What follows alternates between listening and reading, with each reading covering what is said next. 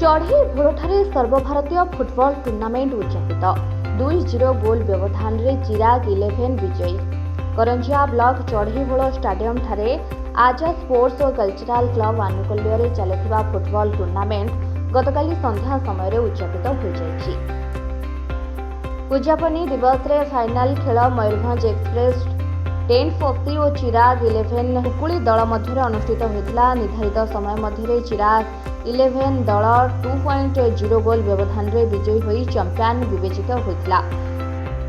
Referee ଭାବେ Utkalmani Behera, licence man ଭାବେ ଦିଲ୍ଲୀପ କୁମାର ରାଓ, ଶଶିକାନ୍ତ ଦେଶାଇ ଓ ଚତୁର୍ଥ ରେଫରୀ ଭାବେ ଲିଙ୍ଗରାଜ ପ୍ରଧାନ ଖେଳ ପରିଚାଳନା କରିଥିଲେ। ଉଦ୍ଯାପନୀ ଉତ୍ସବରେ ମୁଖ୍ୟ ଅତିଥି ଭାବେ କରଞ୍ଜିଆ ବିଧାୟକ ପଦ୍ମଚରଣ ହାଇବ୍ରି, ମୁଖ୍ୟ ବକ୍ତା ଭାବେ ପୂର୍ବତନ ଓସିସି ଉପସଭାପତି ନବରଞ୍ଜନ ପଟ୍ଟନାୟକ, ସମ୍ମାନିତ ଅତିଥି ଭାବେ ବିଜେପି ଜିଲ୍ଲା ସଭାପତି କୃପାସିନ୍ଧୁ ମହାନ୍ତି, ରମାକାନ୍ତ ପାତ୍ର, ଗଣେଶ୍ୱର ମହାନ୍ତି ପ୍ରମୁଖ ଯୋଗଦେଇ ଖେଳାଳିଙ୍କ ମନୋବଳ ବୃଦ୍ଧି କରାଇଥିଲେ। ମୁଖ୍ୟ ଅତିଥି ଶ୍ରୀ ହାଇବୁରୁ ଚାମ୍ପିୟନ ଦଳକୁ 1 ଲକ୍ଷ, ଉପବିଜେତା ଦଳକୁ 70,000 ଟଙ୍କାର ଅର୍ଥରାଶି ପୁରସ୍କାର ଚେକ୍ ଜରିଆରେ ପ୍ରଦାନ କରିଥିଲେ।